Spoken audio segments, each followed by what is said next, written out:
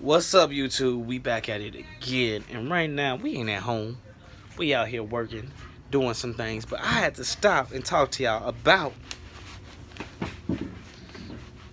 Snowfall, episode 3 and 4 of season 3, bro. Now, episode 3, it was chill, laid back compared to the first two episodes. Episode 3, we took a little trip with Franklin out of the country. This is where we get a little glimpse of the type of money that Franklin has. So we know he have like at least 2 million with him on this trip. And we figured that out towards the end of the episode. But yeah, Franklin has a couple dollars on him now.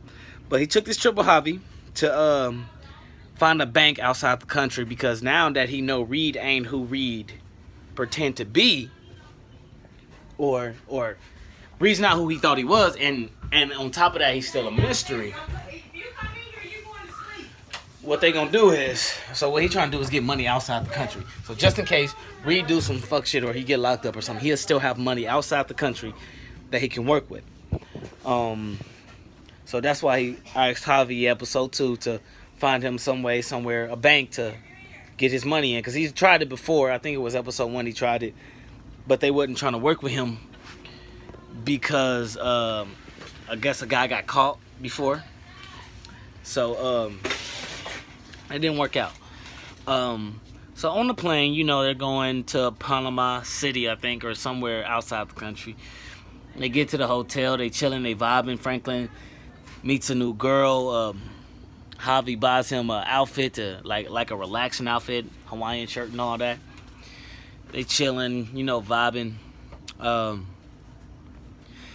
He ends up talking to the girl and going out with her instead of hanging out with Javi all night, which is something I would have did too. I'm not about to hang out with y'all all night. Y'all crazy. So he wake up. Javi, he wanted to go to the bank as soon as we got there. Javi told him he had to wait till tomorrow for the guy that he know at the bank to get in, the president or VP, vice president. So next day, as soon as they wake up, Franklin called him like, "What's up, man? I'm trying to go to the bank. What's up?" And he was like, "Oh, Franklin, chill. We're going to go later on today." He's like, "Nah, man, I didn't come down here to play around. I got this money, bro. Like, I got 2 mil on me. I'm not trying to lose it. I'm not trying to play around with it. I need to put it somewhere safe. I can't just be sitting in a room with 2 mil by myself. Somebody going to try to take it." So he was like, he asked the girl that he met, the little Hispanic girl that he met, or Latinx or Latina girl that he met, to do him a favor. I guess the favor was to go get him some tiles and put them in a bag. And so they walked out the hotel, like it looked like he left with his money. So Javi's at the hotel, he's freaking out, bro. He's like, "Oh my God, Franklin, what happened? Where'd he go?" So Franklin show up with empty bags, and he was like, "Hey, what's going on? Where's the money?" He was like, "I put it in the bank. That's what I came down here for, right?" And he was like, "Oh no, I had plans for you." And he was like, "Plans for me? What you talking about?"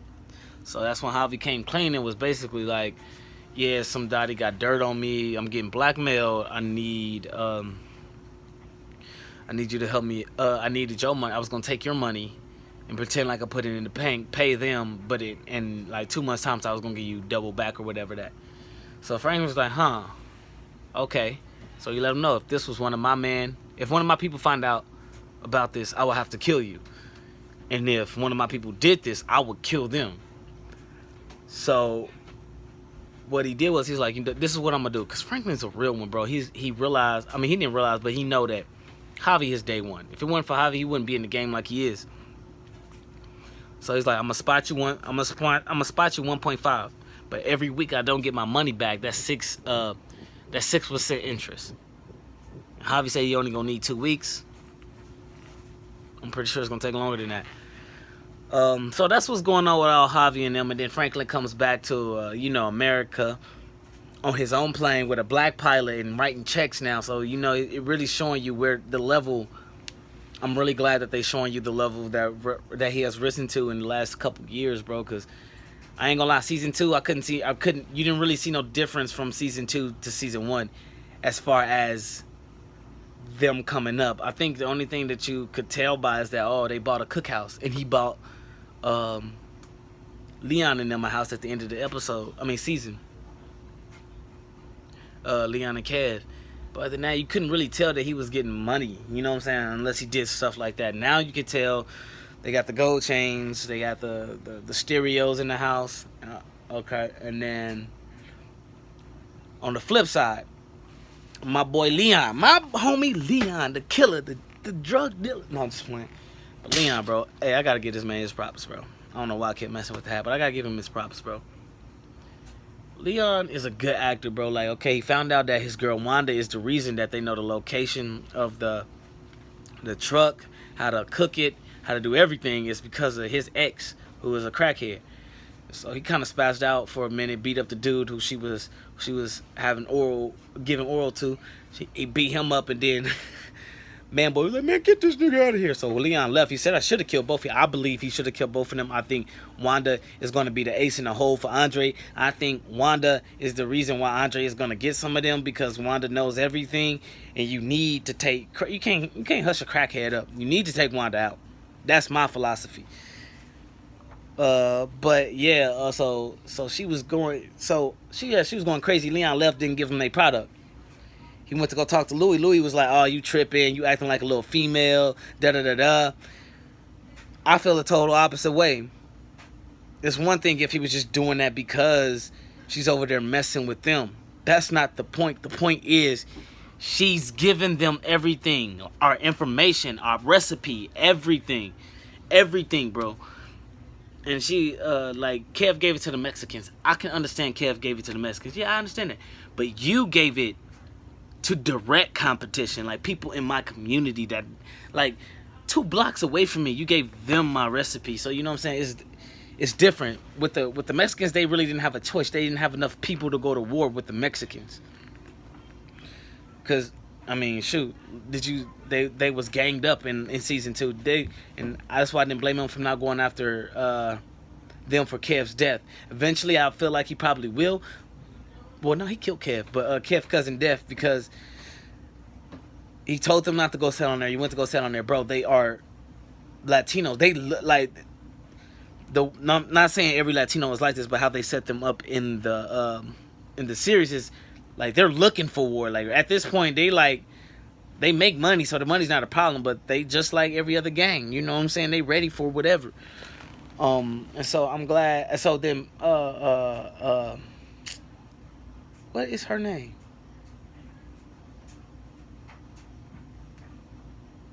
Auntie, she went to go see, she went to go see Man Boy. And she's talking to him, whatever, chopping it up with him, gave him his product. And then D-Ray was there. D-Ray had her back on. He was her protection detail this time. D-Ray asked me, he's like, why the fuck they call you Man Boy? He was like, because I was a grown man when I was still a little boy. D-Ray threw the bricks down the left, like, oh my God, really? That's why they call you Man Boy? So she went outside. Wanda follows her. Like, one thing about a crackhead, you can't tell them what to do. You can't tell them to stop. You can't tell them to shut up. You can't control their mouth. So she's out there. She's talking wild about Claudia. I can't forget her name. It's not Nunu. It's not Newski. How am I forgetting her name?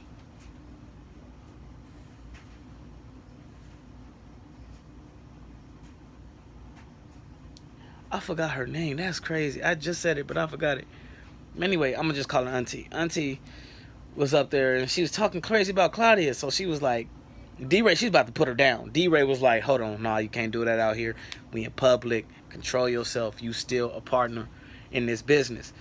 So what she did was, she went inside and was like, man, boy, you want some of our product? You want this good work and this good money you've been getting? She got to go. He kicked her out. After that, they drug her out by her hair, and we find out the real reason why he is called Man Boy is because his private area isn't average size. You know what I'm saying? Like, it's below average, and that's why he get called Man Boy. After she said that, he started choking her out like he was gonna kill her right there. So that's how I know. Like, yeah, that's got to be the truth. Because I wouldn't have cared. If it was me, I wouldn't have cared that much, because I know it's not true. But that got to be the truth. And, you know, so we figured out that was the truth. What else happened?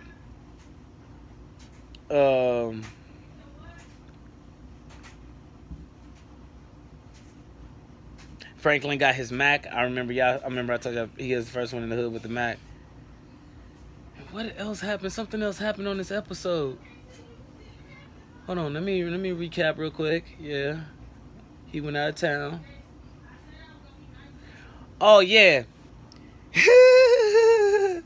My boy Gustavo killed that girl, bro. My boy Gustavo wasn't playing with her. He killed her. I didn't like how she just looked him in his eye, was like, I quit the agency and joined Reed. Deal with it.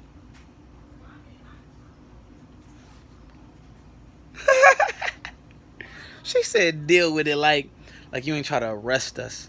Like you ain't blackmail us. Like you pretend to love us and be a part of this family. You gotta go. Gustavo was right. You got to go. I even love Lucia's mom even more.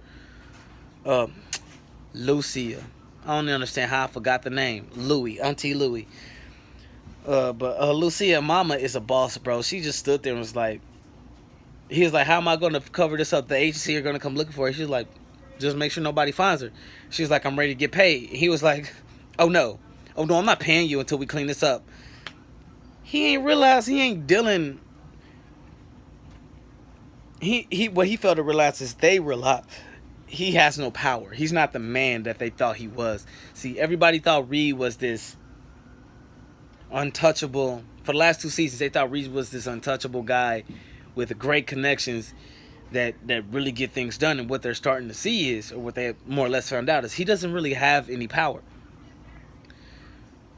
And so that's what his mama was pulling that car like, no, you're going to pay me now and then I'm going home. You want my routes, you want my trucks, pay me so I can leave. You do all the extra shit yourself. Because you told me all I do is sit down and collect money. I don't do nothing. So he paid her and she left. Him and Gustavo buried Lucia. Oh, that's what I missed. His wife came back.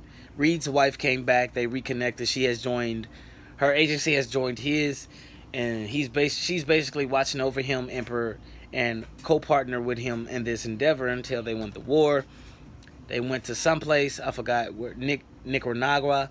I forgot where it was. No, not them the people they're trying to save. They went somewhere into the jungle to get their landing strip, and they made them get all high off this juice to where they started having sex in the river. I guess.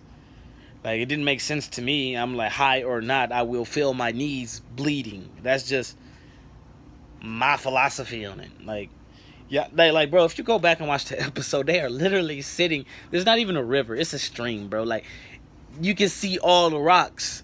Like, there's no way that wasn't hurtful on every part of your body that's touching a rock. If you're sitting there having intercourse on rocks, I'm pretty sure your knees hurt. The way they were sitting, his knees hurt, her knees hurt.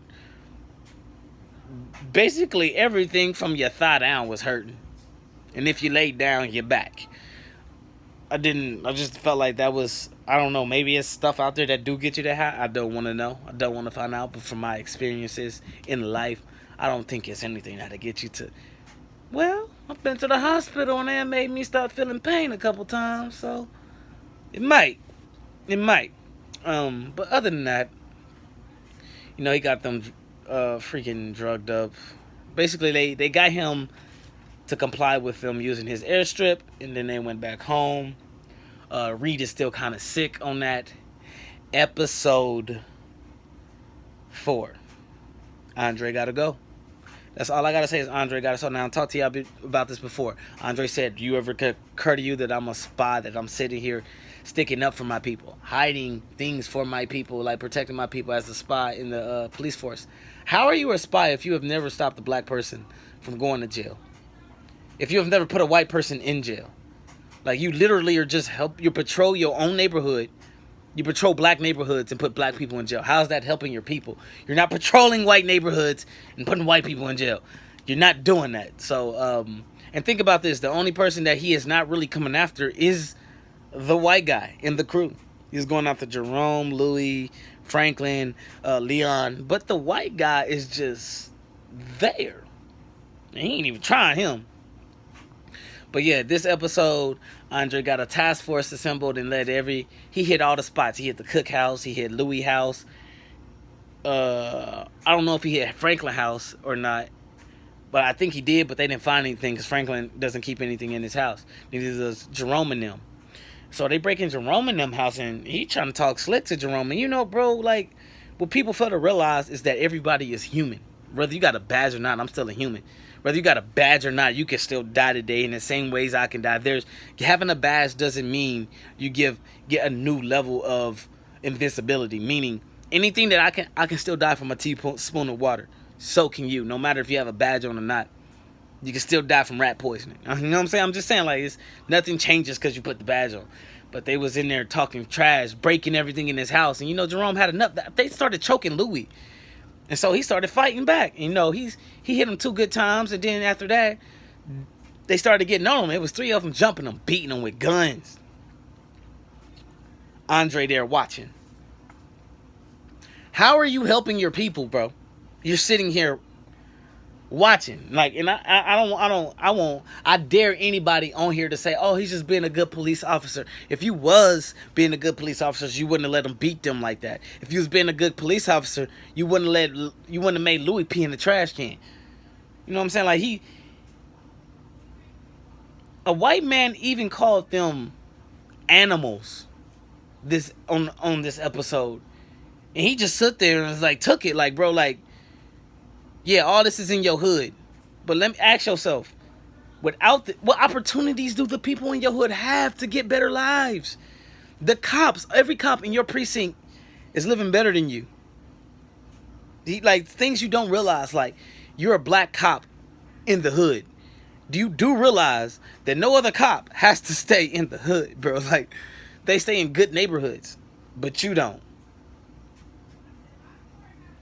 Like, I don't understand him. You see black people struggle every day to do the right thing. You know what I'm saying? And I have yet in this series seen Andre protect black people. Like, he claims he's a cop because of black people. He used to rob people back in the day, but he became a cop to help his people. I have yet, correct me if I'm wrong, comment down below, I've yet to see him help any black person. Even his own daughter. I mean, yeah, he's taking care of her, but I'm saying, like,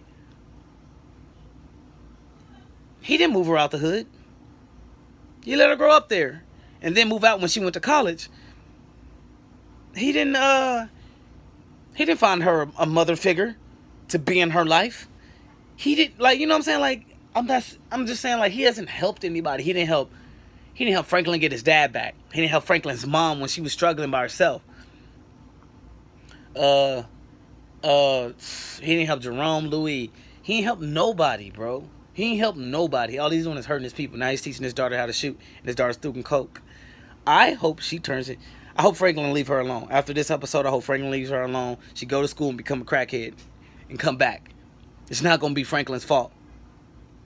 I hope he keep leveling up and realizing, like, when your mental state is a certain type of level, you need somebody to match that. She's not matching it. She's not smart enough to think for herself. Yes, that's your dad, but your dad just walked in another person's house and let 3 people jump him. That's different. That don't make your dad a good cop, and if you think that makes your dad a good cop, or if that's okay, then I don't need you on my team. Like, bro, he literally sat there and watched 3 people jump him. It's different if it was 1-on-1, 1-on-2s, if they just trying to arrest him. But they was beating that man with guns, and he walked out the house. Like, he watched for a minute, looked at Louis, and left out the house. I honestly think Louis should have let Louis beat his daughter up, but she's a minor. We can't let that happen. So so while this is happening, Franklin is out with her. Franklin and Leon was talking about the situation, like he should have killed both of them because they know the truck, the route, everything. He was like, yeah, you did good though, bro. We need him so we don't have to do the things that he does. Meaning, if he gets enough clientele and he, you know what I'm saying, gets enough a demand of weight, that means we don't have to be on the street corner watching the people doing that. We just give him the bricks and we go home. Like, we don't have to do the street work anymore. You know, it's going to be harder to catch somebody who doesn't do the street work. So, yeah, he didn't do he's trying to tell him, like, yeah, like, we could use him in the long run. We need a couple high-end clients. That way, it'll be solidified. But he asked him, he's like, you trying to hang out with me tonight? They go to the skating ring. As soon as they get there, Leon pick. I don't know if the girl already knew Leon, or you know what I'm saying, they just them dudes in the hood because they got money, which is a legit thing. If you got money, you just, some people just know who you are, whether you know them or not. So he's skating with this girl, chilling, chopping it up. Mel is mad at him. I don't know why. Why was Mel mad at him? I guess she mad at him for coming to his house and asking her to come out with him, asking her to go on a date with him. You know, so that's why she mad at him. But you not mad at for your uncle making my auntie pee in the trash can, keeping her for a whole day, not even feeding her. You ain't mad at your dad for beating my uncle. You see what I'm saying? So, and she was angry at him. So, you know, he played it to the left, was cooling. She came over there, forgave him, whatever. They started skating or whatever. Then they went to the break room, did their little thing. Then her friend and Leon came in there, and you know, they doing a couple bumps or whatever off a key. That's when they got the page that they rated everything. They took everything. He got everybody out that night until he found out what happened to his uncle. He was spazzing there. He's like, "Hey man, he was like, did they forget you to mention it, or did y'all fuck up?" He was like, I'm gonna find out what's wrong and I'm gonna fix it. His lawyer did. His lawyer's code. He owned it. So he got everybody out that night, and Franklin had to talk with him. It was like, they threw everything they had at us, everything they got, and you did what you were supposed to do. You gave them nothing, so we good. Like, we good in the hood because y'all ain't say nothing. You know what I'm saying? And he was like, we gonna switch up a couple things, make sure everybody's safer. Like I told y'all, as long as you keep your mouth shut and come to us first, we got y'all. We gonna protect y'all. We got y'all. But the thing is, how did they find out where the cookout is? They shouldn't have known where the cookhouse was.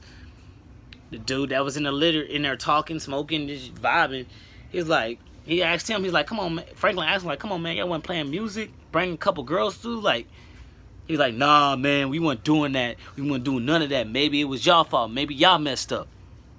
Franklin's like, yeah, you right. Pistol whipped him. He's like, bro, do y'all think we don't know everything you do? How could I not? This is my business. It's my job to know where my money is going and what the people are doing with it.